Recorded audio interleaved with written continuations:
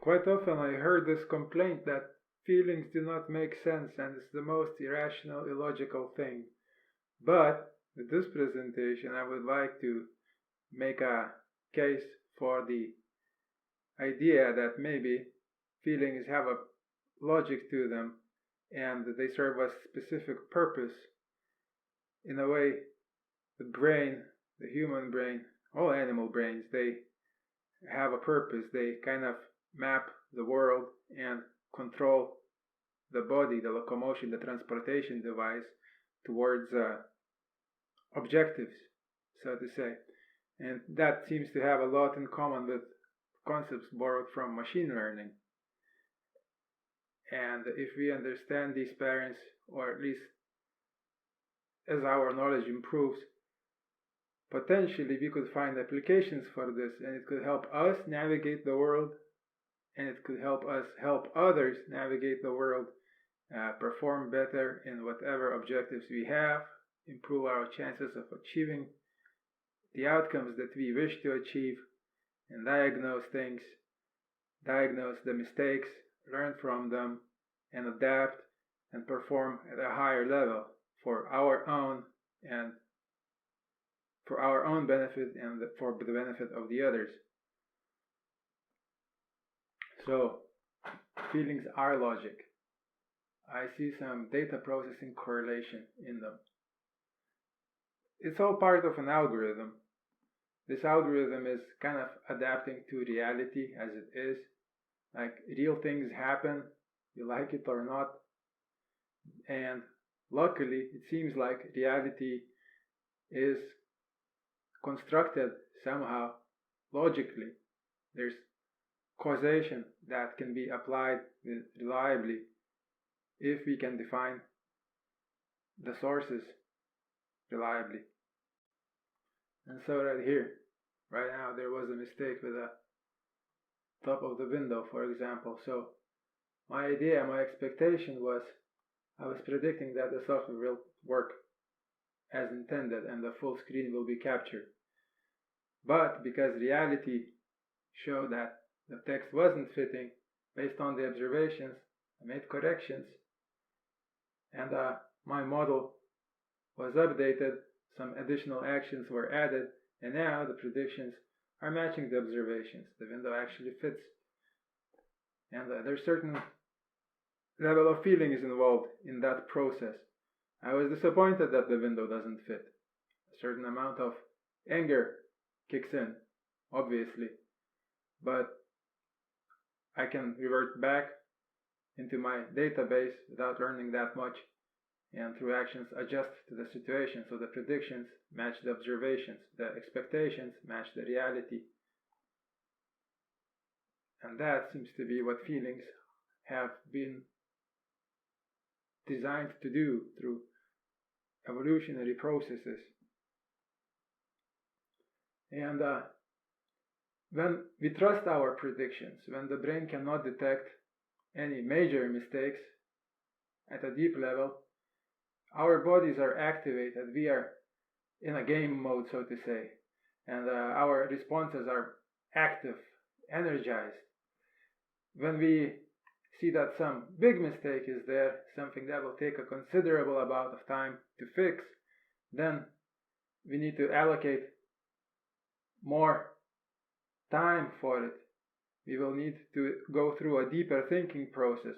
So we go into this kind of a pondering mode, which requires us to be in a relatively safe environment where we can safely allow ourselves to take no physical action and just devote ourselves to this daydreaming or even sleeping activity in relative safety.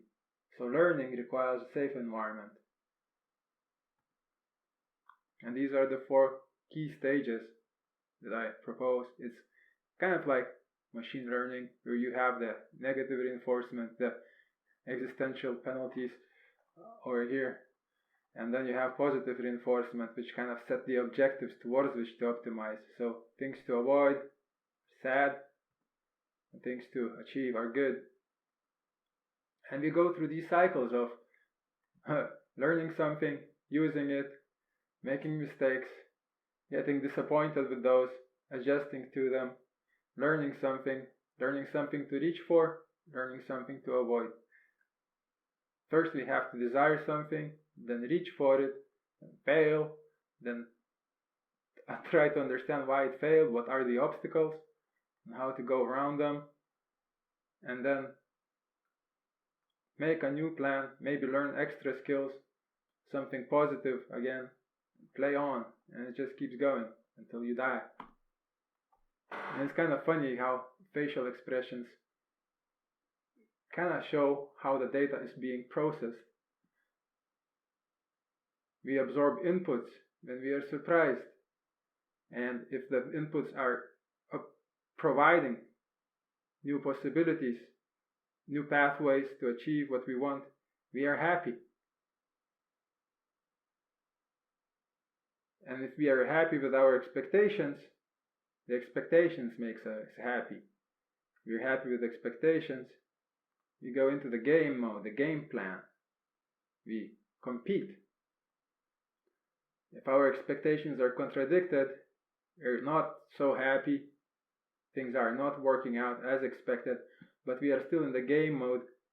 If we cannot stop in the middle of the game, then we will continue. We will try to push through with whatever we have, even though we are not really satisfied with the performance of our database, our skill set. And so we are not actually disappointed at the game, we kind of blame it, but the brain detects a mistake is made, and it's the brain's fault, so to say, because it's not the reality that's making a mistake, it's the decisions that the brain is making that are the root cause of the problem. And then when the game is over and there is no chance to win, we can shut down, start absorbing the information, and investigate what was happening, what's going on, and how to deal with that. So the mood is set by the value of the predictions, what you're expecting, good or bad outcomes, do you still have hope? And then the eyes, they kind of indicate if the information is going in or out, if we are in the learning mode or the doing mode. And it's very interesting how the body energy level is associated with these. In the active mode, the body is activated. So if you are in doubt, if your brain knows that the approach is not reliable, it makes good sense to pacify the body and avoid using incomplete data sets. So you, depending on how deep the mistake is and how many obstacles you see in front of you, you might even go into sleep.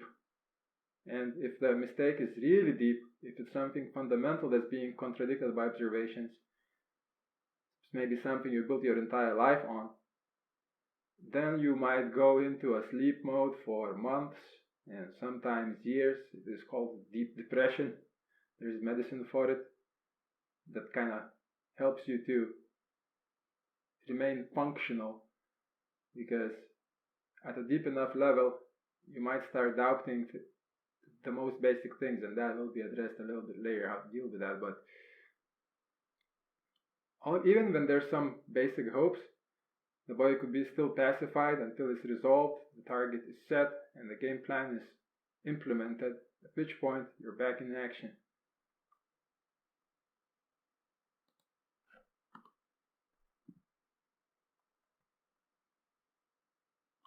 You could also look at it with a transition point. So if we put the 4 in betweens, then there's a transition from learning into neutral, waiting for an opportunity, and then the environment triggers it. So maybe you're on the way to a competition, you're pretty happy with yourself, you know your times, you know the plan, and then game on, out on the stage.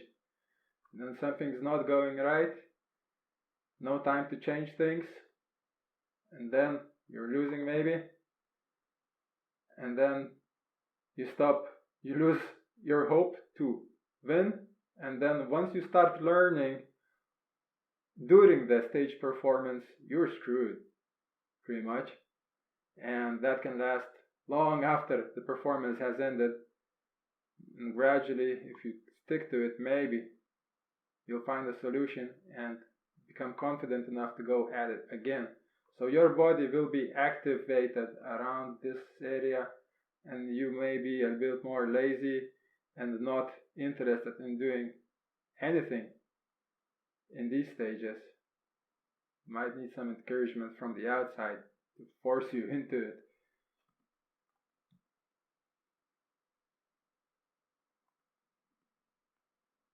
And this correlates well with some literature from psychology, like the 5 stages of grief. You have a plan and you put your life into it. You take a gamble because you know you can win, and then something goes wrong. So denial stage, anger is a denial stage is when things are not going as expected, but it's still kind of should be okay mode. And then anger is when things are not going, but you cannot exit the game. It's not safe. Then you start bargaining that maybe there is a way to avoid playing. It's like beginning to look for an exit. Once you find the exit, you go to your bed and you sleep it off, and you wander around your house aimlessly for a while, thinking and looking for ways, and look for alternative ways and so forth. Maybe you accept it's impossible. Maybe you accept your mistake. Once it's detected, you learn to fix things or set new objectives and carry on to the next game. In this stage, we are unlearning. We are removing some expectations from certain actions, investigating a situation based on what went wrong, setting new boundaries, setting new limits. So kind of a densifying the decision tree towards something more precise, removing the wrong options, removing the false.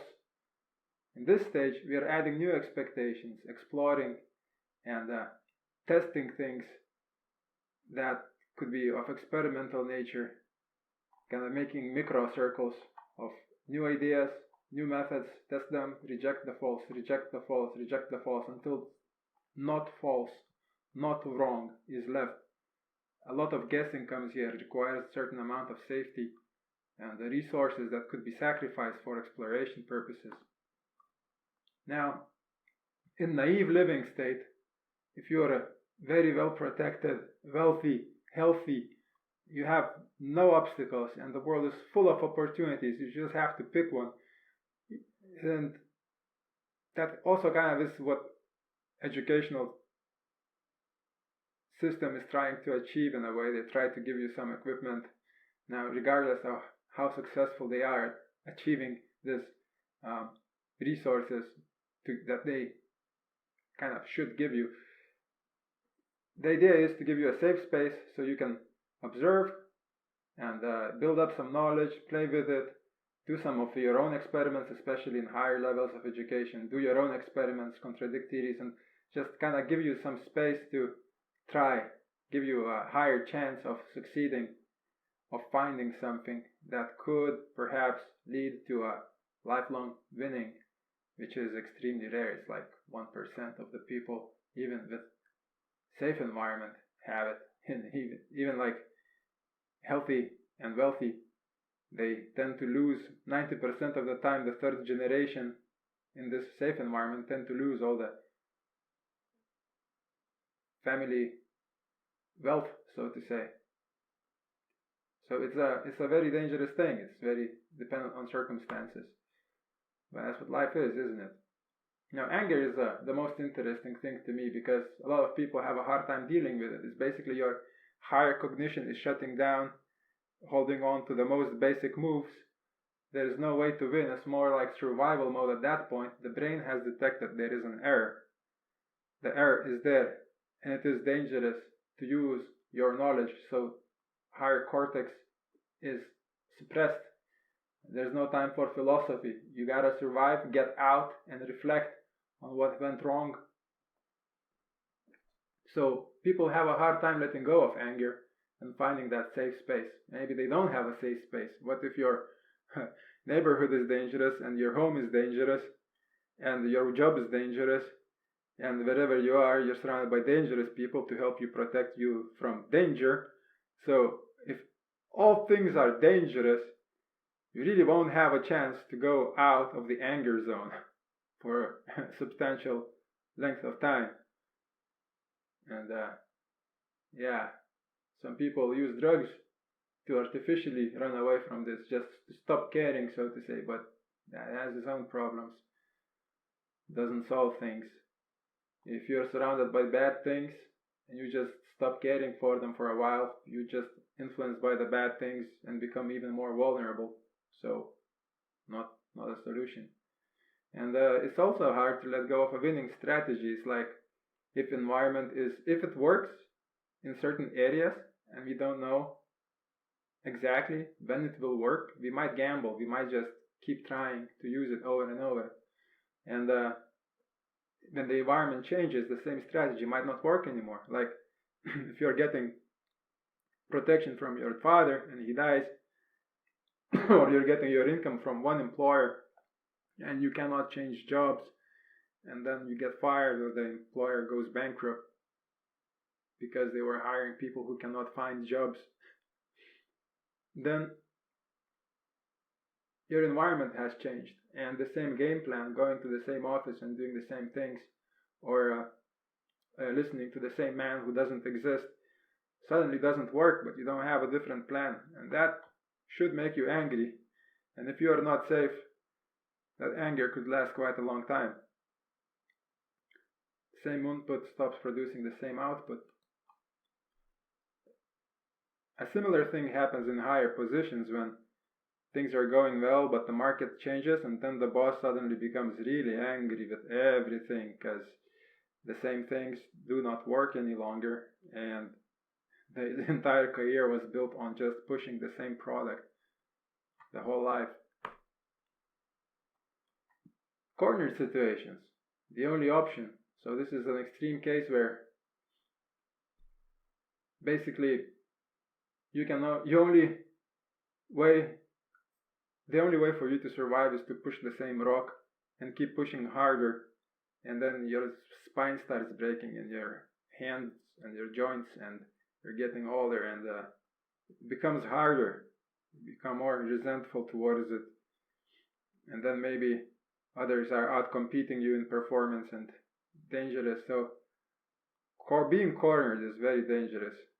One very significant way to avoid prolonged anger is dysfunctional anger is it seems to be to have options to choose from. So when one fails, so to say, don't put all of your eggs in one basket.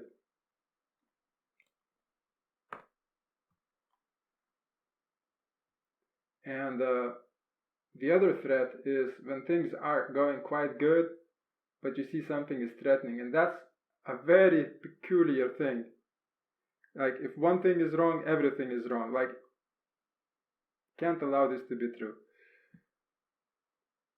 This can be something like virtues being contradicted. Maybe your entire career was built on believing that certain medication works and then it doesn't, and your entire factory is going under. That will make you angry when someone starts showing the test results contradicting it. And this is something that's especially dangerous in the research fields. Like if someone shows a test result which is contradicting the content of your books, which were written based on like theories from 60s which have not been challenged, if a challenger appears with empirical proof, measurements, suddenly your entire career is in danger, your publications are in danger, your reputation is in danger, your income from stage performances is in danger. So it's very interesting how angry people get when their life gets in danger due to information coming out that is not in their favor, and how much effort is put to suppress that information, or at the very least to ignore it. So information block. Anger is information blocking. And the funny thing is that the brain sees that that information is true, but there is no way to use it for your advantage while you're in that game mode. You have to stop playing that game before you can adapt to it. And that could result in a lifelong achievement losses in certain cases. So not very easy.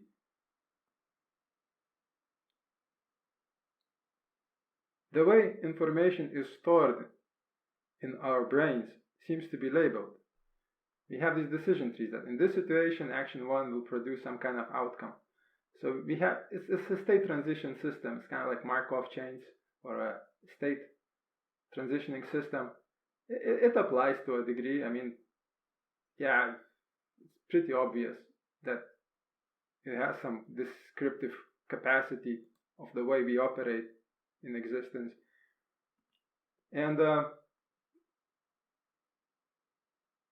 there are multiple reasons why mistakes remain. Like we sometimes don't know all of the states. We don't know all the causes. And maybe, well, I mean, looking back, it's quite easy to see examples like the doctors didn't know that bacteria are causing illnesses. And they were trying to help women who are giving birth. After touching dead bodies in the morning, they would, without washing their hands, they would go to help women deliver babies in the evenings. And they killed massive amount of babies that way while trying to help. So incomplete data sets and lack of exploration is dangerous because it leads to some serious consequences. People have good wishes, but because having limited knowledge, they could actually end up destroying things with their good wishes. Like if you have poor eye-to-hand coordination in certain illnesses and you try to help someone wash the dishes, you might end up breaking them. If your eyesight is bad, you might leave them dirty and make a restaurant go bankrupt due to customer complaints just by trying to help when not being able to. So good wishes can have a danger. And so there's that way to kind of expand it, get more exposure to different things, different topics, different areas, different situations. Even in sports is very noticeable. Balancing from a different position, getting exposure to a different, and then testing a different movement from a standing position. In most sports, you have this approach of state to state transitioning. Also in dancing, you learn the moves and then exiting from those moves with certain sequence of actions. It's all a dance, it's all a game. At work, no matter how big the business, it is a game. You have a state and then some actions are taken. Production line is a game. It's a product is accumulated in a certain area, transported. So everything kind of fits this. And it's a constant struggle to document into memory what states with what actions are connected. And then within that state, there are environmental factors, noise. So removing that. And it gets really complicated if you try to put it in math format. There's a lot of research right now going on that. You have things like multiple outcomes from the same action and different states producing the same state without any action. So maybe there is a way to compress that because it doesn't matter which of these states you are in and what actions you take. It's still going to be the same. It's kind of like giving up all the hope and just letting things happen. It's like, imagine you're falling, the parachute did not open, and the emergency one is broken, and you have like these 2 minutes or 1 minute if you fall from really high up of just kind of aimless. Like the phone call cannot be made, you checked everything, what can be done? Floating in space. This kind of depression mode instantly. It's just helplessness. And sometimes this is something that has a benefit. Maybe doing nothing is the best thing. There's nothing to do. And anything you do, if things are really going well for you, and you can just, as one author said, eat cake and busy yourself with reproduction. You can just exercise if you want to, or if you don't want to, you don't have to. Like, you don't have to do anything. Everything is taken care of for you. Like, you're a super lucky baby. Then doing nothing and learning nothing is quite okay, really, unless you plan forward, because it's probably not gonna last. It's not self-sustaining. Somebody has to bring you your food and so forth. It's kind of that spot. And then same action, multiple outcomes, uncertainties, paradoxes, like the same action with microscopic changes could produce radically different outcomes. You either win a million or lose a million. You win a home or lose a home. So yeah, dissonance is a hard thing to solve too.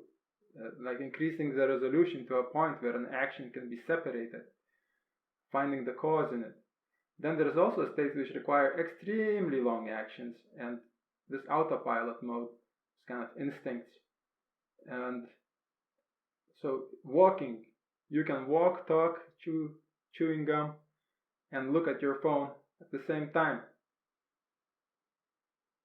because a lot of the actions get automated, and that's kind of in the cerebellum, as I remember.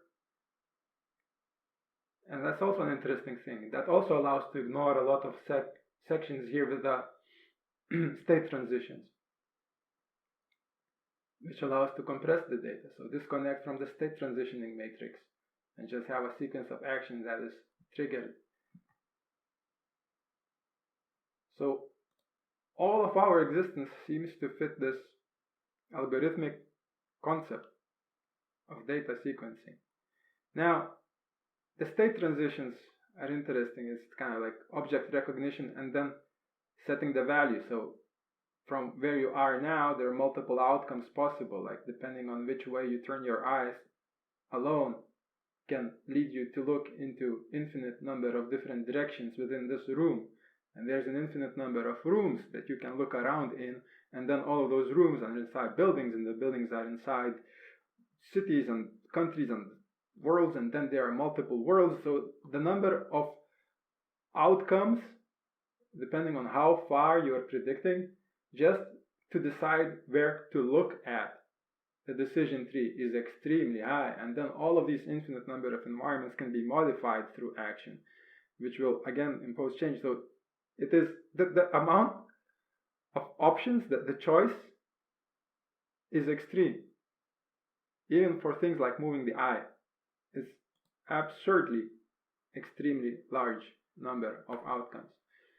So as we go through, to help us filter out the options, we kind of label things, and especially in the younger years, you borrow the labels of what is good, what is bad from your parents normally, and then you borrow it from your brothers and sisters, and then your friends and society, and then you start making logical observations, and then you kind of grow this. So if everything in life was good, you would just have to choose the best path to take, and that's basically how you bet things. You observe things, and this leads to that leads to this, and all these parts are part of that.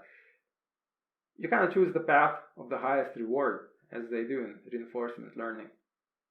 But if there's only positive things, you kind of don't really learn any threats, and it's the threats that are going to kill you. So this leads to stagnation, just exploring how to get and achieve higher pleasure, which is technically drug abuse. If you want to optimize pleasure, well, just, saturate it. And if you want to live all your life, the rest of your life, at the absolute maximum euphoria, well, there's a way to do that for like 20 minutes and then go unconscious. It's not a good game plan. It's it makes a lot more sense to have like 80 years of relative joy with small periods of relative pleasure, extreme, well, not extreme or what have you. It doesn't make sense to just lose all of that future satisfaction with the future for 20 minutes of euphoria.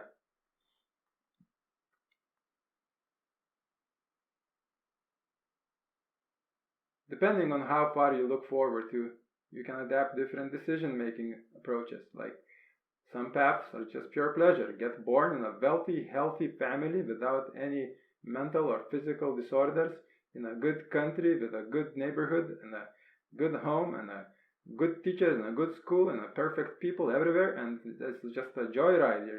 Basically, you will never know what real life looks like, and this pretty much doesn't exist. Even in the best places, there's certain things that annoy people, but yeah, this is just nonsense. It doesn't exist. That's what we're kind of trying to achieve, though, and failing, but that's another thing. If you look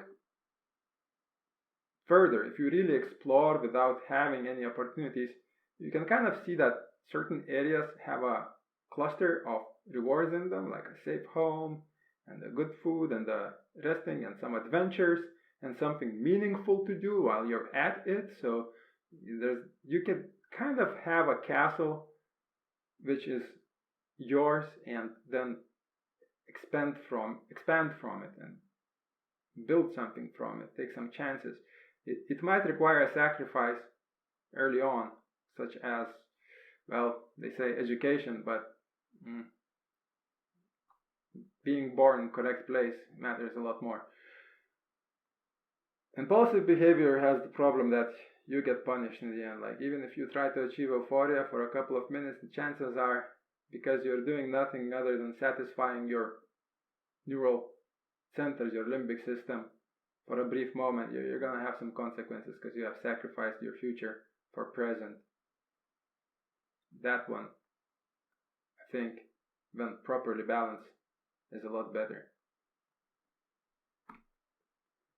Now, sometimes things malfunction, multiple things go wrong at the same time, and then suddenly everything is broken. Like, maybe you're diagnosed with a disease which takes your legs away, your wife leaves you, your kids leave you, and your job is gone, and your house is in danger, and then the number of options that you can take appear kind of vague. And then maybe your disease also damages your memory, so even the solutions that you have or could have, like maybe after a car accident, imagine your brain got damaged and you lost legs. That leaves gaps due to memory loss, processing difficulties, and yeah, that is a good reason to get depressed. Like, is it a disease at that point? If it's really like justified, is it a disease or is it a normal brain function where you are depressed and cannot find nothing? And then maybe to make it worse, you're surrounded by friends and relatives who actually are just using you. So you not providing something makes them angry, so they make it worse. They put even more blockades by getting angry at you for things that are not your fault. That kind of things happen, and they happen a lot. Humans are animals, and they're eating each other just like they do with other animals. And this can, if you start out your life like this, in that environment, you will be prone to risky behavior, and you will be very creative because naturally you want to find a way out, and you will try pretty much anything, or you'll give up and just play in some stupid game online for days, weeks, months, years, many hours. And even trying to solve things sometimes doesn't work. It's not so clear how the hell can you get to work if you cannot afford a bus ticket, or how could you, even after education, if you have developed skills to engineer things and build things and manage, and you have all of the diplomas and certifications and the experience, but you don't have the initial capital, like banks ain't gonna give it, and you do not have maybe clients and connections because you spent all of your time learning how things work rather than how to what kind of idiot would buy it from someone who doesn't know things they're doing? And people don't really know how to do things. People who don't know how to do it will have a hard time selecting the best provider of services. So if someone comes there with a fake smile, pretending that they're in the game and they're winning. They might choose this fake winner. It happens a lot. And then even if you know that good things exist, they might just seem so far out of reach. There's so many steps that need to be taken that it's just impossible. Like multiple reasons to get depressed. It's kind of crazy how relatively few of us are actually in it when you think about it. Especially because a lot of things are labeled by others. And they are often labeled in a way which benefits them rather than you.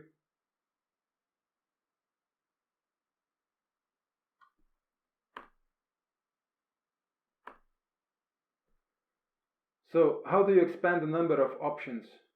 Well, one way is to change the environment.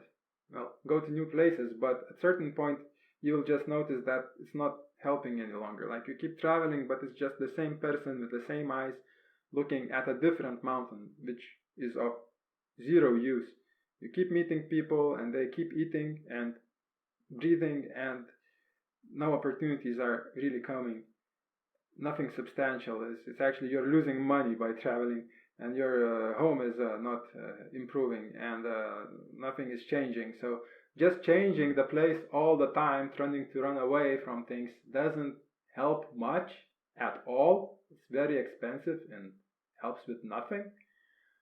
Then you have options like testing new actions from the same situation. So if you are able to access the same state over and over, you can test different actions out of it and see if there's some kind of different outcome. Maybe something different comes out of it, and even repeat the same action multiple times to see if there's a probability chance kind of approach, which is much less efficient, I would suppose. And then from all of the knowledge base, you can kind of find correlations between patterns, like the same equations apply within different fields.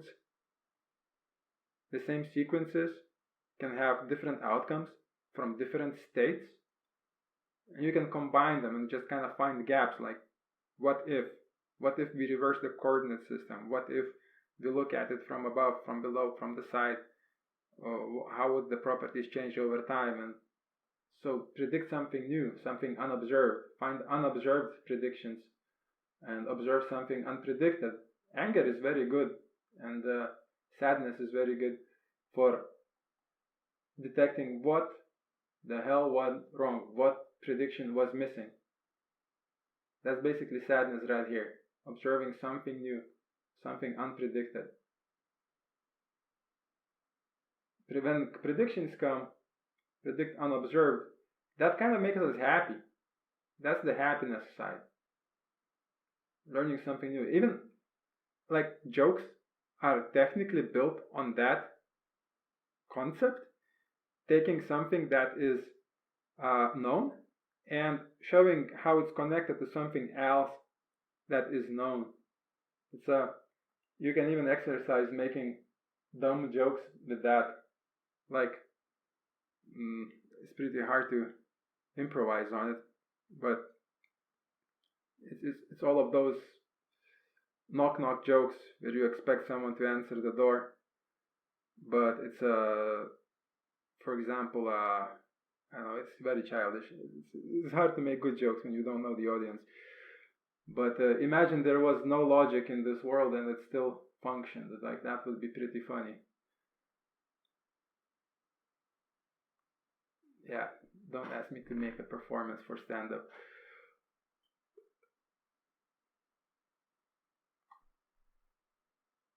So it's an inductive process, finding new paths and then deductively removing them. If there are no alternative paths, you can't avoid anger. The more plans, the more methods you have, the less angry you will be.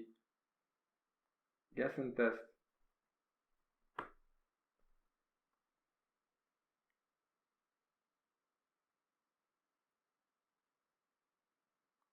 Creative side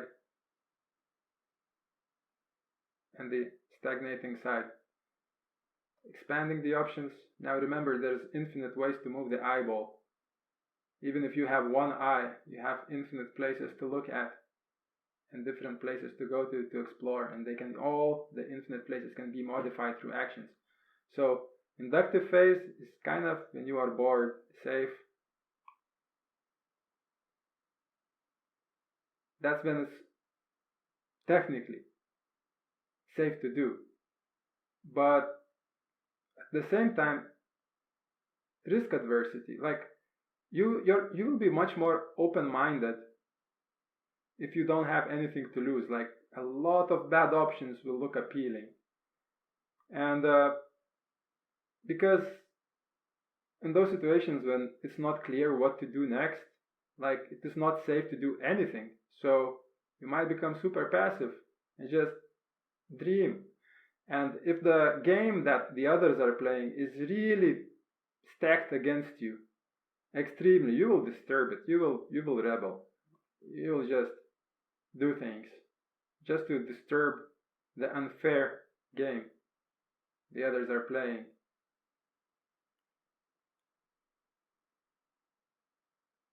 It's very cheap to imagine things. Ideas cost nothing, even though some of them, small percent, produce value. It costs nothing to generate ideas, pretty much. It's all in your head. Try getting funding for your ideas. And this is something that kind of explains why, especially in the large companies where a product is made and can just be mass produced to infinity almost, sells in high volume, you typically do not really try to change that product too much. Like if it works, do not fix it mentality. So if you have a safe place, you will be adverse to changes. Like no way around it. Unless you're an idiot, you will not change things that provide you with massive amount of effortless benefits. Like that's not where the changes happen. It's kind of a danger to people who are really happy. Like in happy places, creativity is very limited to things which will keep them happy. Like don't question your mother or father. Don't question your employer. Don't question your methods. Don't question anything. If you want to stay happy, you have to keep stamping forever. Technically, it's very boring, but you can get creative in the way that you're maybe cooking. Some very low impact creativity within very tight boundaries is possible within very happy places. It's very dangerous to change anything in there because it's not quite clear how things are correlated. Now deductive is when someone comes with a lot of ideas, like super creative, probably super tortured and desperately trying to move up in life person, you can start kind of selecting them, testing them, and that's now that becomes expensive because to test things in real life you need investments, you need machinery, you need time, you need probably other people to get involved, and so testing stage, the deductive part, is the most expensive one. You have to remove the false options. It provides safety once it's done. It makes decisions safe. If you can afford the risk of testing an idea and it fails, that's okay. You just kind of look for the idea, the kind of distillation process of testing them one at a time to remove what is false. Kind of exploration. You can imagine traveling is expensive and all the resources it takes. It leaves only not false. Stabilizes things towards a solution. Methodical, expensive.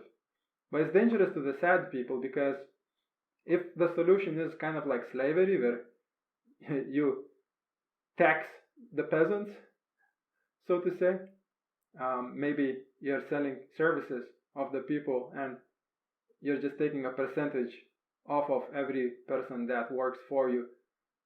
That's not really making them happy, is it? Unless you take a very small percentage and they get to keep most of it. But even then, if you're just kind of the client database is established And you basically do not have to do anything. Just give them a contract, and it's just taking care of itself. If they see that you're getting massive amount of benefits while they are doing all the work, it's like the classic kind of Marxist ideology origin. That's gonna make people sad and they will rebel. But it takes a lot, and also if you have that much leverage, you probably can afford some protective measures like tanks and explosives and militaries.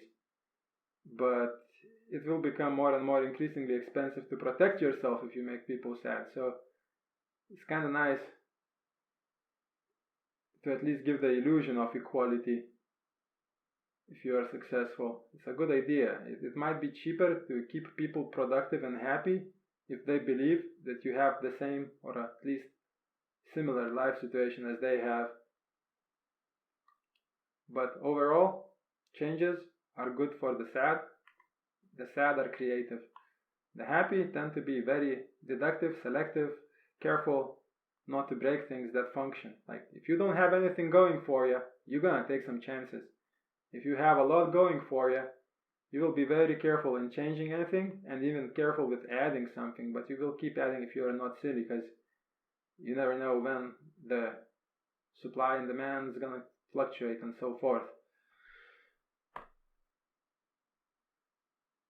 So there's pretty much not much to do for those who are satisfied with their existence. Like, I don't care if you are a Buddhist monk and you're just happy with breathing and eating occasional plants, starving half of the time, makes you look better. I don't know. Some people find happiness in the most awkward places. And I guess isolation helps, because then you cannot see all of the good things either. Like, if you're happy with nothing, don't travel. Don't travel, because you're gonna see things you want. Then you will discover. Isolate yourself in some monastery or mountains and just live your own joy. Just maybe even try not to be aware that if you go out, you will see pleasures that you've never had and cannot have access to, and joys and flavors and the colors and being a monk is okay as long as you're in a monastery. I believe that helps a lot with the mental health of a monk.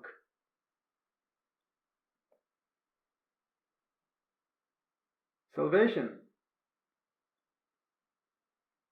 This is something that I've developed for myself, and I was in a bad place and had nowhere to go and no one to turn to. Read lots of books about self-help and psychology and so forth, and this came after a very long period of intellectual attempts at intellectual development, coding in 7 languages, engineering, and multiple tests and degrees and all of that, and just realizing that you will not be more than a peasant and will never have grants or financing ever, even if you write code that runs 1,000 times faster or observe a physical phenomenon that challenges convention or so forth.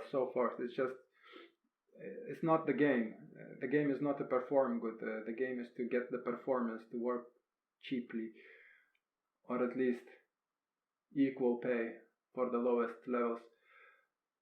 The salvation method that I developed is based on, technically I was thinking about a prisoner in a isolated chamber, like, what is that called? The whole isolating a person is one of the worst things you can do to them mentally, apparently. But even there, no matter how isolated you are, you can still take care of your body. Push-ups, whatever have you. Like, you can develop your body. You can develop music. You can sing for yourself. A lot of people who are isolated start humming and start doing random kind of rhythmic moves with their hands and just shaking. It looks crazy, but that's just a way to keep the body busy. So prepare for the journey before the destination is available. Like, your body is a transportation device. Keep it mobile. Even if you lose your legs, find a chair with some wheels. I don't care. Keep yourself mobile, capable of movement. So the options, once they are there, you can reach them. At least make your own food, if you can still do that. And as you become more mobile, and if you are relatively healthy, you can become even healthier, more fit. That will give you some competitive advantages, maybe even against the others who are in a similar situation, make you more appealing. And then you can start building your communication skills, start finding things that the others enjoy, something to offer, something to give, maybe exchange, give and take, share the duties gradually. Then you can start making a space around you, cleaning your home once you have one. Even if you cannot afford to have a house, you can probably rent something. Even if you're sleeping on a street corner, make your box look the best, Make a camp for yourself and those who are kind of okay with being close to you. Just make sure not to lose more resources than you can afford, like find helping hands. And then once you have a camp, you can start exploring. There's a place to return, rest, and reflect, and develop your intellectual capacity, your knowledge base, and actions, possibilities. Books help, YouTube helps. I mean, this is on the internet, so you probably have the internet at your disposal. Build some resources, take some risks, explore. Small dangers, nothing extreme. Just adding and adding and adding. Skills, adding opportunities, building something. And so it's kind of funny because when we someone instinctively we judge them by their physical condition first. That's the first thing. Are they able? Do they look confident? Do they look like they have a plan? Are they in the game mode, active and happy and going somewhere and believing that it's leading somewhere? So this physical transition to emotional judgment, like, is this a success? Do they have resources? And then based on that, the choices are made, but most of it comes from intelligence, the database, and the actions and the decision trees. So these are the most important when someone judges us, but that is the most important for achieving those. Awkward. It's backwards.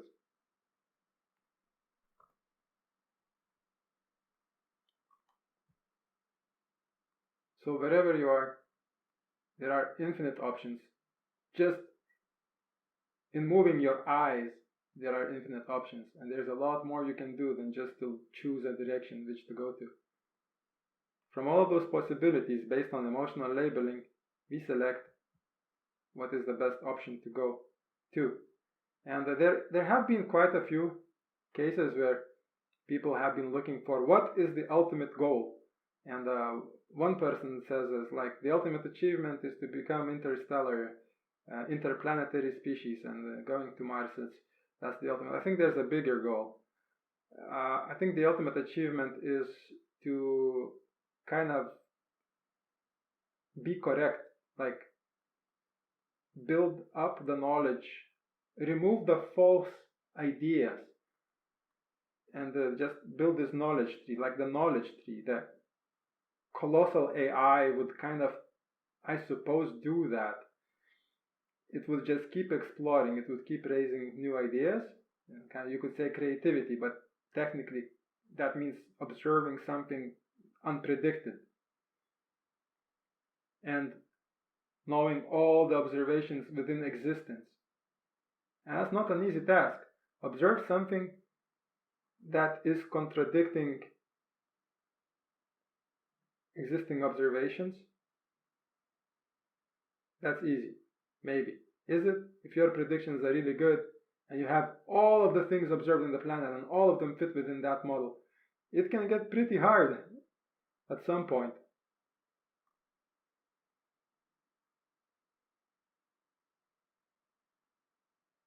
Observed and predicted, predict the unobserved.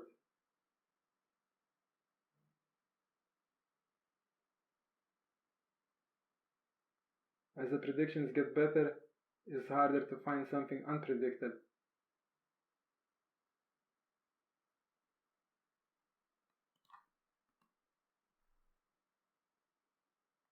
So that's the ultimate goal, as I would put it.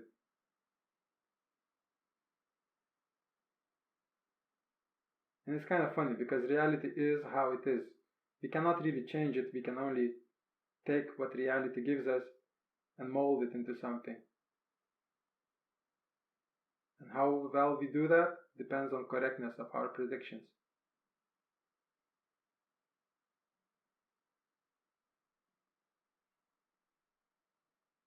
Predictions, reality provides observations. If they don't match, we have corrections. Sleep, find a safe space, reconstruct the model, try again, until we are not wrong.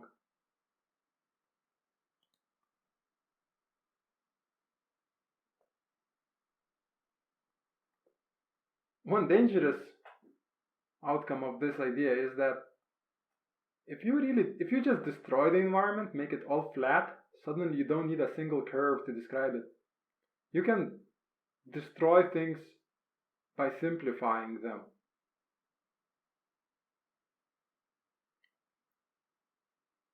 No, destroy the problem. And that's kind of what anger does. In many ways, like you're coding something and you see these videos of someone just starts smashing the keyboard just to destroy the computer because the problem is irritating them. And that's not the way to go, technically. Might as well choose a different game to play if you're suck at it that badly. Don't destroy the game if you cannot play it. Don't hate the game, hate the player. Yourself, so to say. Find your mistakes. It can be hard if you don't have other options.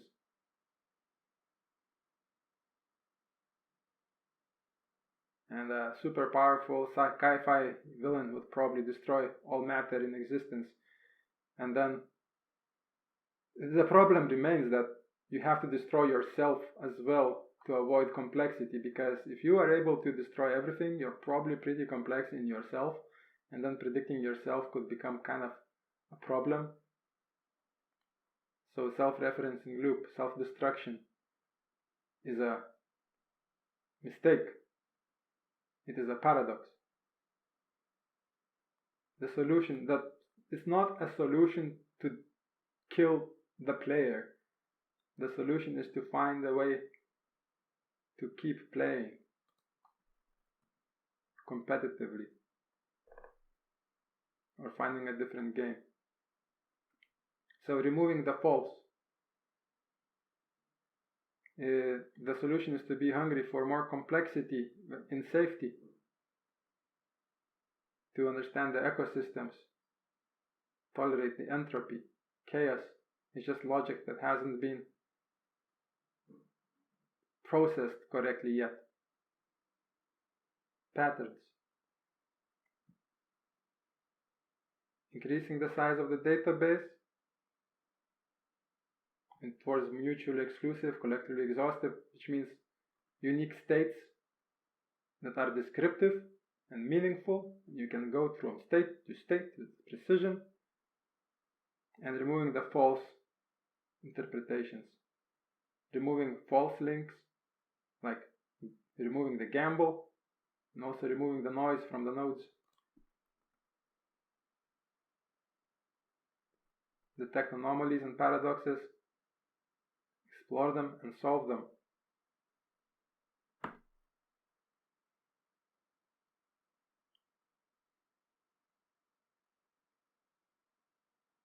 So, in this context, feelings are actually extremely logical.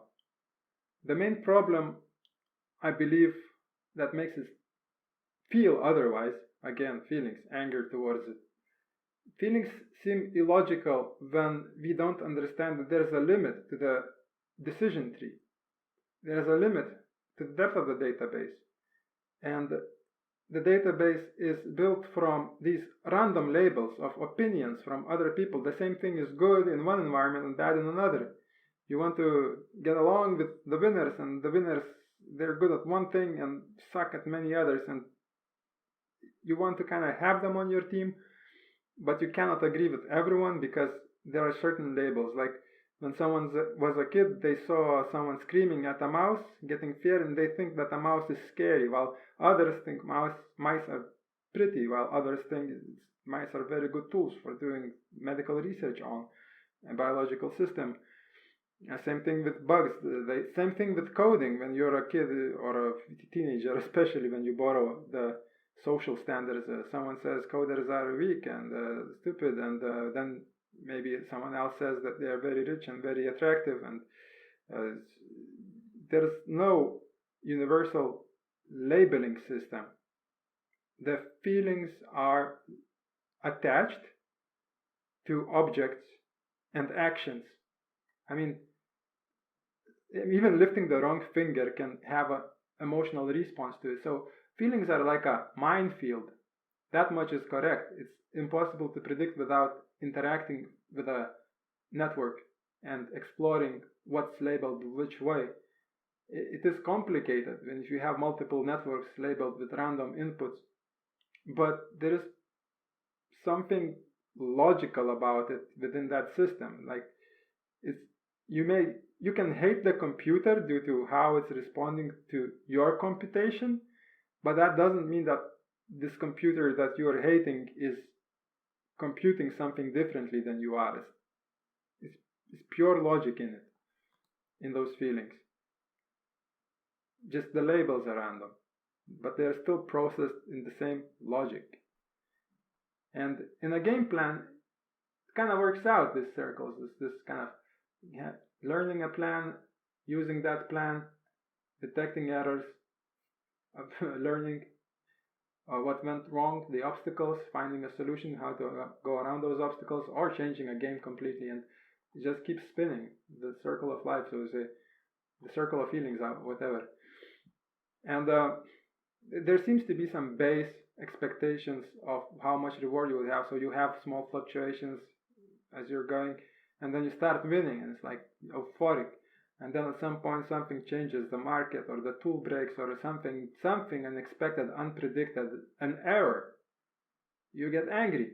You're not ready to change the game because chances are you can push through it, especially in physical tasks. Like imagine in a war, you're riding a horse and you reach for the sword and the sword has fallen off.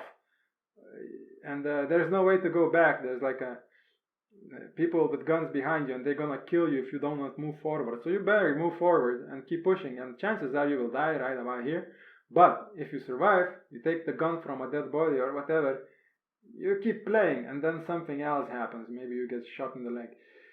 But the same thing in businesses and studies and coding, and something works. The code works, it doesn't work. Anger, annoying. You have to go through there and find a grammar error, and then it works again, and you have expectations.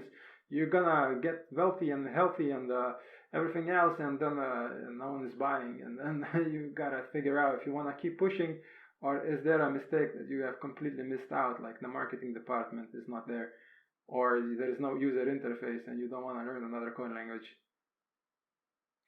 Things happen. So if at some point you notice that the game is not in your favor, you have two options: keep pushing and hope that eventually things will pick up, and if they don't pick up, you kind of have the option to get really depressed and passive and find a safe place and just curl into a ball for a while.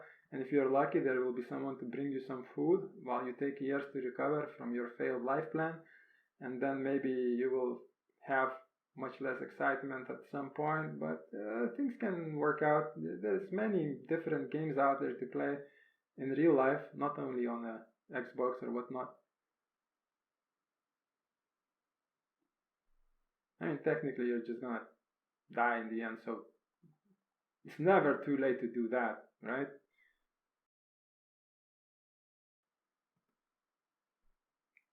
At the core of it all, reality is perfect. It never makes an error. If something happens in real life, it really happened. Like, why it happened, how it happened, that's a different question. But it's all about, feelings are all about adjusting to the real thing. Just, you're blind, and your feelings of judgment of what's good, what's bad, some of it is your own from processing, some of it is borrowed from others and the environment.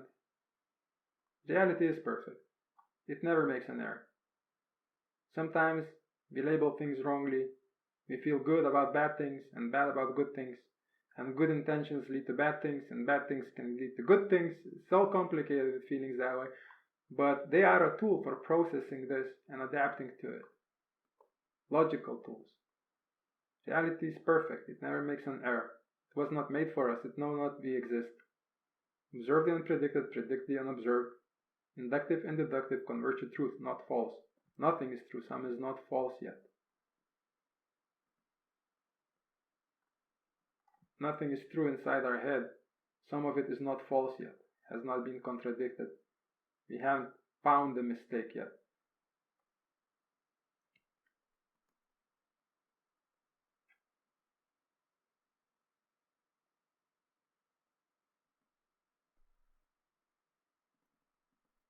I would like to end with this slide because this is an experiment. This concept I described, it has been originated from a philosophy class about 9 years ago.